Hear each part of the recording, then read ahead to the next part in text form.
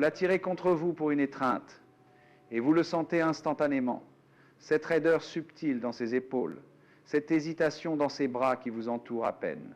Un moment qui devrait être un pont entre vous deux se transforme en un mur invisible et froid.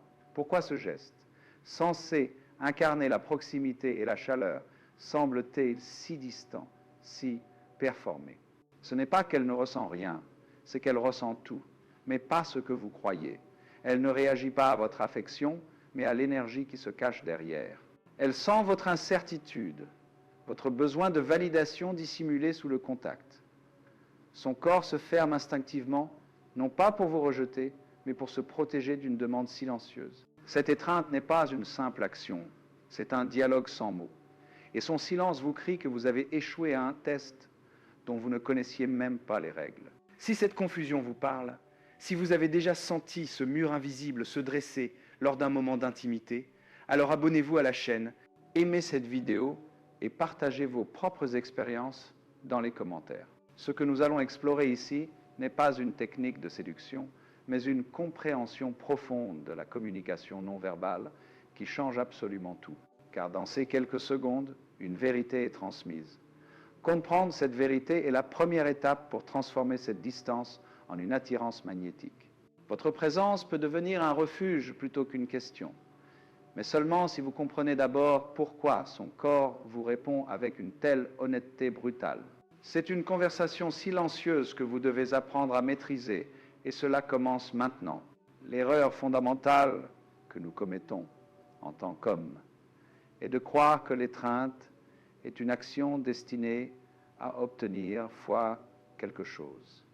Une preuve d'affection, une confirmation de son intérêt, un moment de réconfort pour nous-mêmes.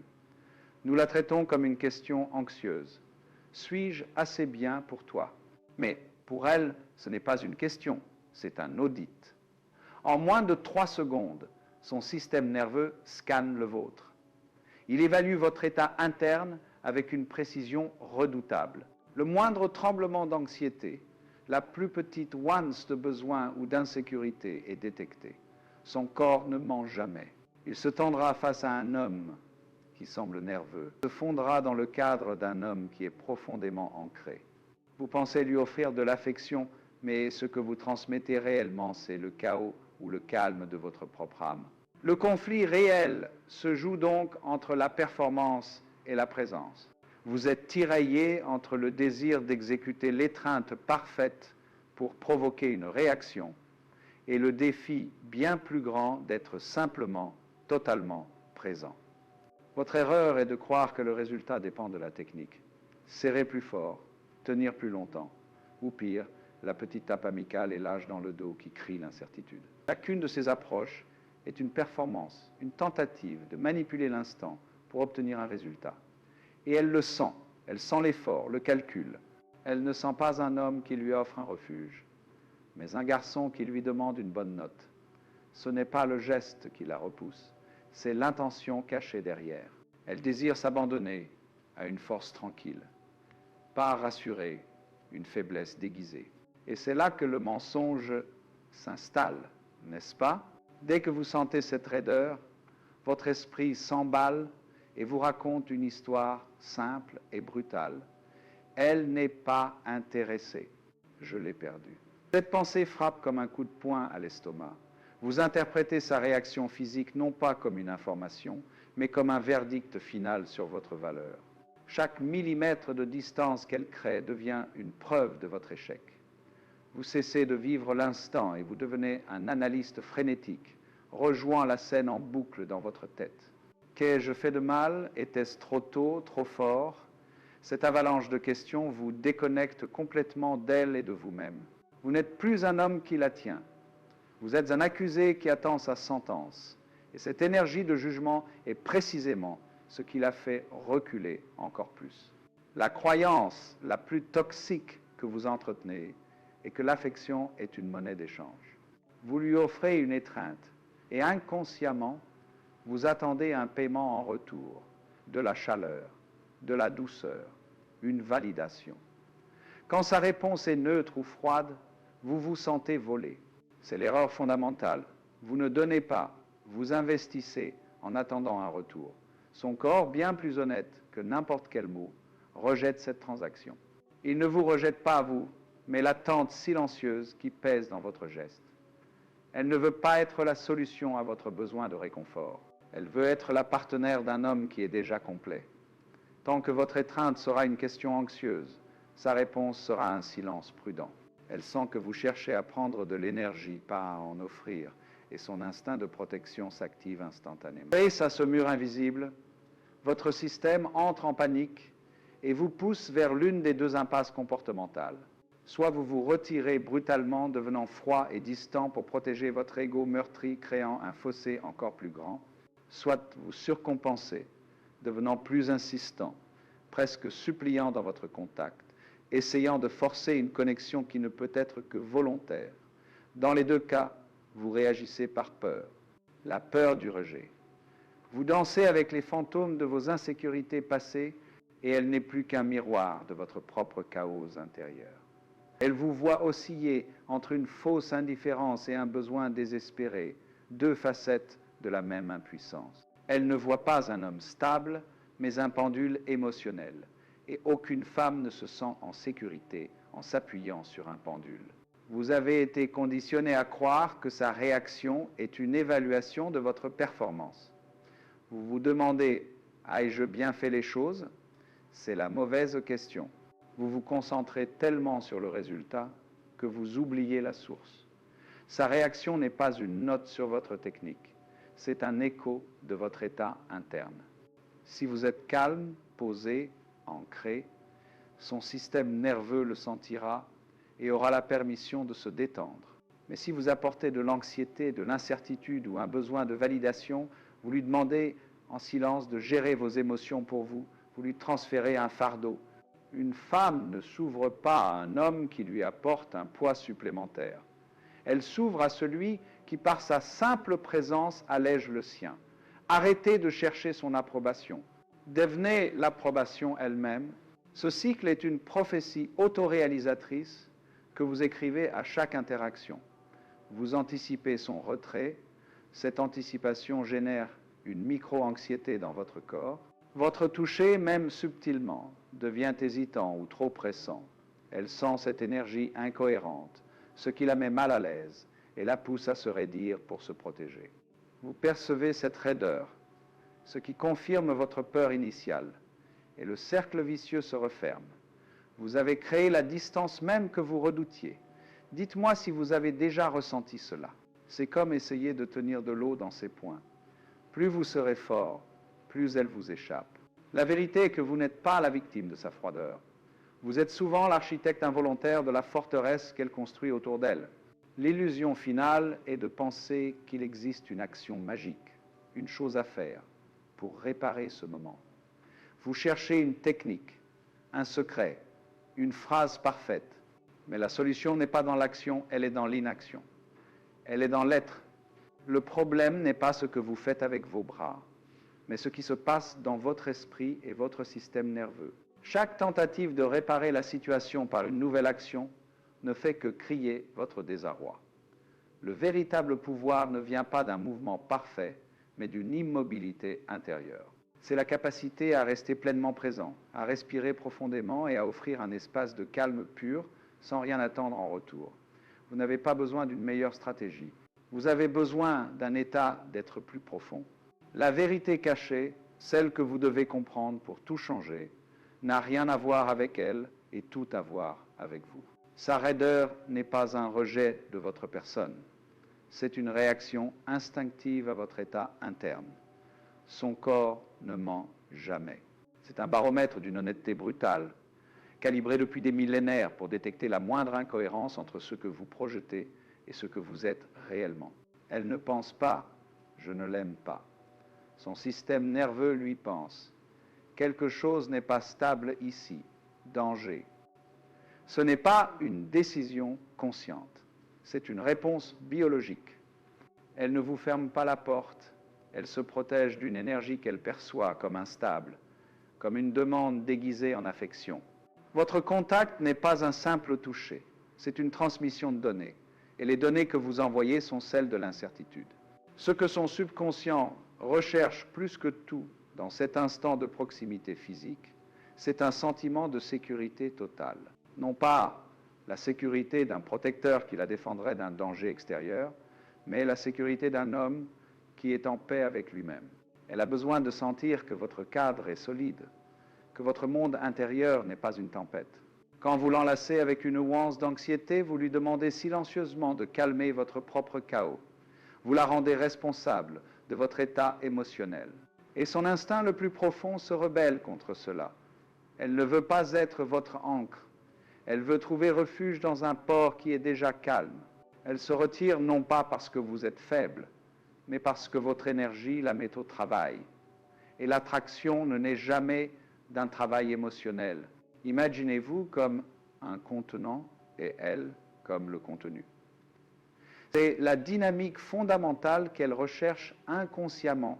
Votre rôle en tant qu'homme est de créer un contenant solide, fiable et immuable par votre présence. Votre calme, votre respiration lente, votre corps détendu mais ferme, tout cela forme les parois de ce refuge.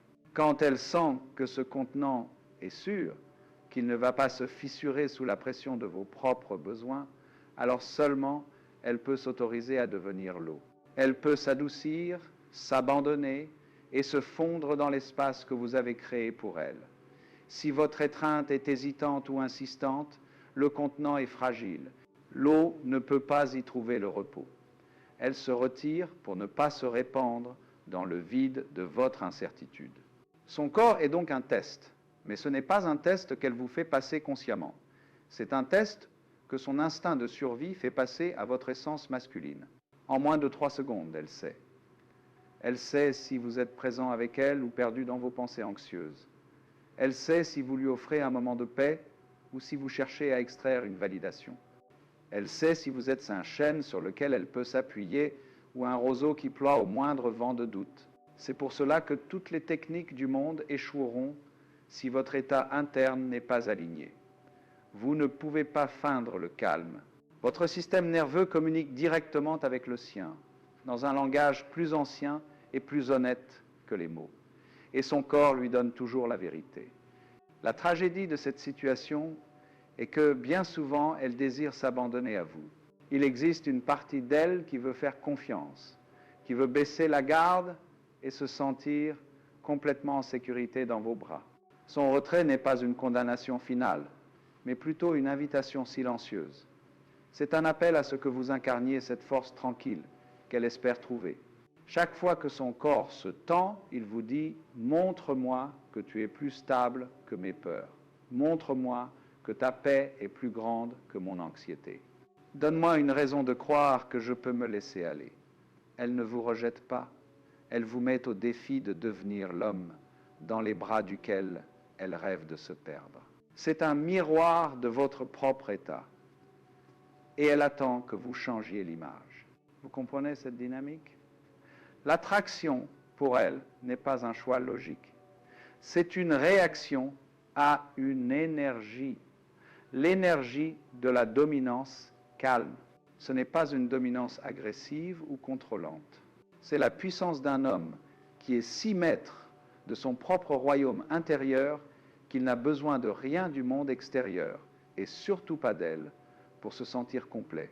Quand vous l'enlacez depuis cet espace de plénitude, le message subconscient est radicalement différent. Vous ne dites plus « s'il te plaît, aime-moi », mais « je t'offre un instant de ma paix ». Vous ne prenez pas, vous donnez. Et c'est ce don désintéressé de présence pure qui la désarme, car il est incroyablement rare et profondément attirant. Le point de bascule se produit lorsque vous cessez de voir l'étreinte comme une performance visant un résultat. Tant que vous vous demandez « est-ce que je le fais bien ?», vous êtes dans l'échec. La question n'est pas ce que vous faites avec vos bras, mais qui vous êtes dans l'instant. Êtes-vous un homme qui essaie d'obtenir de l'affection ou un homme qui est l'incarnation même de la force tranquille? La vérité, c'est que son désir ne peut pas être forcé, ni manipulé, ni mérité par une technique parfaite. Il ne peut qu'être invité à émerger dans un espace de sécurité émotionnelle totale. L'étreinte doit cesser d'être une question, elle doit devenir une affirmation silencieuse. Ici, maintenant, tu es en sécurité, rien ne t'est demandé. C'est là que réside votre véritable pouvoir, non pas dans la force de vos muscles, mais dans la solidité de votre calme. Votre mission n'est pas de la convaincre de vous désirer, mais de devenir un homme dont la présence est si ancrée, si sereine, que son désir pour vous devient la conséquence naturelle de qui vous êtes. Arrêtez de chercher la clé dans ses réactions et commencez à la forger dans votre propre centre. Chaque étreinte n'est pas un test de sa part, mais une opportunité pour vous de pratiquer l'art d'être présent. C'est un exercice de maîtrise de soi. Quand vous la tenez, vous ne tenez pas seulement une femme. Vous tenez votre propre anxiété, vos propres doutes, et vous choisissez de les apaiser par votre simple souffle. Alors, que fait l'homme mature face à ce mur de glace? Il ne fait rien, du moins rien que vous puissiez voir. C'est ici que tout change. L'homme ordinaire, sentant sa rigidité, panique. Il resserre son étreinte, essayant de forcer la chaleur, ou il se retire brusquement, blessé. Il réagit à elle. L'homme centré, lui, ne réagit pas. Il répond. Il répond non pas à son corps, mais à l'instant lui-même. Il accepte sa raideur comme une information, pas comme un jugement. Il la sent, la reconnaît et choisit de ne pas la combattre. C'est le premier pas, la non-résistance. Au lieu de se demander « qu'est-ce que je fais de mal ?», il se dit silencieusement « c'est là » et c'est d'accord. Cette acceptation radicale est un acte de puissance immense, car elle déplace le centre de gravité de sa validation vers son propre calme intérieur. Il ne cherche plus à changer son état, il choisit de maîtriser le sien. La première action est donc invisible. C'est une respiration. Alors qu'il la tient, il prend une inspiration lente et profonde, non pas pour elle, mais pour lui-même. Il ancre son propre système nerveux dans le sol. Cette respiration n'est pas un soupir de déception, mais une ancre jetée au milieu de la tempête. Il sent l'air remplir ses poumons et l'expire lentement, relâchant toute la tension accumulée dans ses propres épaules. Son corps devient plus lourd, plus solide. C'est une communication subconsciente d'une puissance inouïe. Il lui transmet, sans un mot, le message suivant. Ta tempête ne peut pas ébranler ma montagne. Il ne lui demande pas de se calmer. Il lui offre son calme comme un refuge. Il devient le contenant stable dont nous avons parlé, un espace où son propre chaos peut enfin se déposer, car il rencontre une force imperturbable. La deuxième action découle de la première. Son corps, maintenant ancré par sa respiration, commence à se détendre consciemment. Il ne force rien, il relâche. Il sent la tension dans ses propres bras et il la laisse partir. Son étreinte devient ferme mais douce, un cadre protecteur plutôt qu'une cage. Il ne cherche plus à la presser contre lui pour obtenir une réaction. Il lui offre simplement un contact stable et sans attente. C'est une danse subtile. Plus elle est tendue, plus il devient détendu. Il absorbe la tension de l'interaction sans la refléter. C'est l'essence même de la polarité masculine. Il ne devient pas froid ou distant, il devient simplement solide. Sa présence dit « Je suis là, je ne vais nulle part, et je n'ai besoin de rien de toi ». Cette absence de besoin est le plus grand aphrodisiaque qui soit. C'est ici que la philosophie silencieuse entre en jeu. Vous n'attirez pas en poursuivant, vous attirez en devenant assez immobile pour être vu. En essayant de forcer une étreinte parfaite, vous garantissez son échec. La véritable connexion naît de l'abandon de l'objectif. Quand vous la tenez sans rien attendre en retour, l'étreinte cesse d'être une transaction et devient un cadeau. Elle n'est plus un test que vous devez réussir, mais un moment de présence que vous offrez. C'est la différence entre essayer de saisir l'eau et simplement former une coupe avec vos mains pour la recevoir. Votre étreinte doit être la coupe, pas la saisie. Cette simple intention change l'énergie de tout l'échange. Elle sentira que vous n'êtes pas là pour prendre, mais pour offrir un instant de paix, et son système nerveux commencera à se poser la seule question qui compte. Puis-je faire confiance à ce calme? La troisième action est celle de la libération. L'homme centré met fin à l'étreinte une fraction de seconde avant qu'elle ne le fasse, avant que le moment ne devienne inconfortable. Il ne la repousse pas, il la libère. Il contrôle le cadre de l'interaction du début à la fin, non pas en la dominant, mais en dominant son propre besoin. En la relâchant le premier, il communique une abondance silencieuse. Il dit « Je n'ai pas besoin de m'accrocher à ce moment. J'en ai d'autres en moi. » C'est un geste subtil, presque imperceptible, mais son impact est profond. Il brise le schéma du demandeur. Il n'est pas celui qui s'accroche, il est celui qui donne, puis se retire avec grâce. Cela crée un vide subtil, une curiosité. Son subconscient enregistre « Il n'avait pas besoin de moi ». Pourquoi est-ce que, tout à coup, je ressens le besoin de sa présence? Enfin, la quatrième action est la plus cruciale. Après l'avoir relâché, il ne détourne pas immédiatement le regard. Il ne remplit pas l'espace avec des mots nerveux. Il la regarde, simplement. Il maintient un contact visuel calme et doux pendant 1 seconde ou 2, avec un très léger sourire. Ce n'est pas un regard de défi, ni un regard qui cherche une approbation. C'est un regard qui dit « Je t'ai vu et je suis toujours là ». Dans ce silence post-étreinte, tout se joue. C'est là qu'elle traite l'information.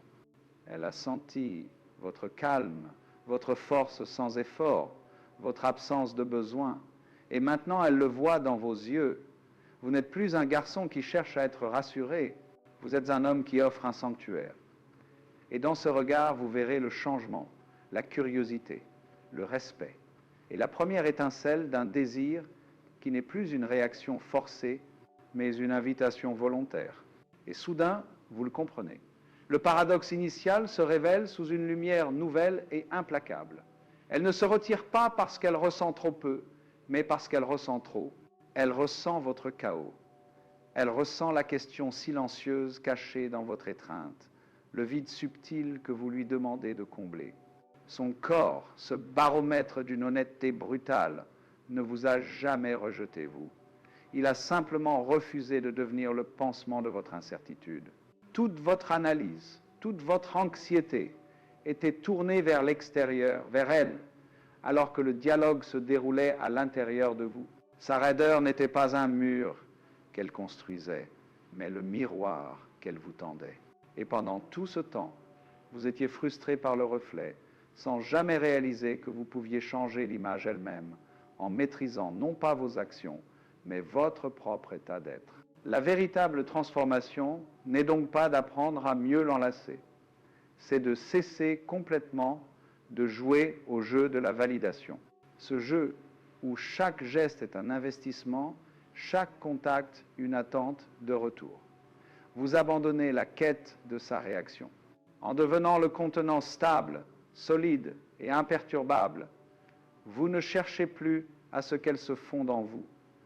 Vous créez un espace si sûr qu'elle choisit de s'y abandonner. La dynamique change radicalement. Vous n'êtes plus un acteur sur une scène espérant des applaudissements. Vous devenez la scène elle-même, un cadre de calme et de présence où elle est libre d'être, sans la pression de devoir vous rassurer. C'est là que le pouvoir bascule, non pas de vous à elle ou d'elle à vous, mais de la performance à la présence. Son désir n'est plus un objectif à atteindre, mais une conséquence naturelle de la paix que vous incarnez. Ce que vous offrez alors n'est plus une étreinte, c'est un sanctuaire, un intervalle de 3 secondes où le monde extérieur et ses exigences disparaissent. Votre respiration lente est la seule musique. La chaleur de votre corps est la seule vérité. Il n'y a plus de besoin, plus de questions, plus d'attente. Juste une affirmation silencieuse. Ici, tu es en sécurité. Cette énergie est la forme la plus pure de la dominance masculine. Non pas le contrôle sur elle, mais la maîtrise absolue de soi. Vous devenez un homme dont la présence est un cadeau, pas une demande, et elle le sentira à un niveau cellulaire. Elle cessera de vous analyser et commencera à vous ressentir. Elle cessera de se protéger de vous et commencera à chercher refuge en vous. car vous êtes devenu l'homme dont elle ne savait pas qu'elle avait besoin, celui dont le calme est plus fort que son propre chaos.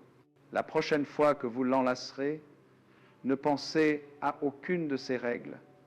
Pensez seulement à votre propre souffle. Ancrez-vous dans l'instant. Offrez votre calme sans rien attendre en retour. Libérez-la avant qu'elle ne sente le besoin de partir et soutenez son regard avec une sérénité silencieuse. Vous ne cherchez plus à la comprendre, vous vous êtes enfin compris vous-même. Le jeu se termine, non pas parce que vous avez gagné, mais parce que vous avez cessé d'être un joueur. Vous êtes devenu le terrain lui-même, stable et immuable. Elle ne veut pas de vos explications, elle veut votre stabilité. Commentez ci-dessous ce que vous voyez en elle maintenant et que vous ne pouviez pas voir avant, car ce que vous voyez en elle n'est que le reflet de ce qui a changé en vous.